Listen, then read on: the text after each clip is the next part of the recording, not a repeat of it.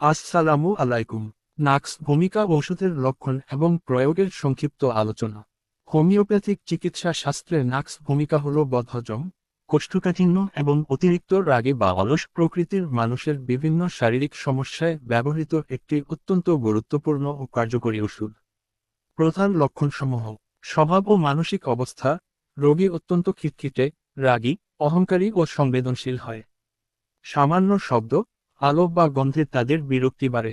পাকস্থলী ও পরিপাকতন্ত্রের সমস্যা: অতিরিক্ত খাওয়া, মশলাদার খাবার, অ্যালকোহল, চা বা তামাক সেবনের ফলে বদহজম, বুকজ্বালা, টক বা তিতা ঢেকুর ওঠা এবং সকালে বমি ভাব।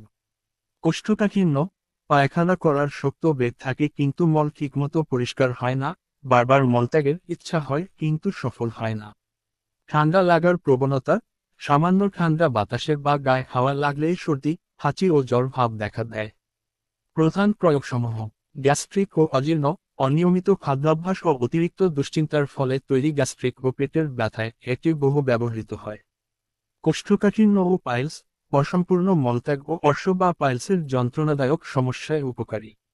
মাদক বা নেশার ক্ষতিকর প্রভাব: অতিরিক্ত মদ্যপান, ধূমপান বা চা কফি পানের অভ্যাস ছাড়াতে এবং এর পার্শ্ব প্রতিক্রিয়া দূর করতে এটি নির্দেশিত।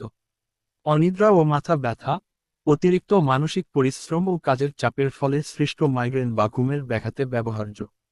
আপনি কি নির্দিষ্ট কোনো শারীরিক সমস্যার লক্ষণ সম্পর্কে বিস্তারিত জানতে চান, নাকি এর সেবনবিধি বা শক্তি, পোটেন্সি সম্পর্কে জানতে আগ্রহী?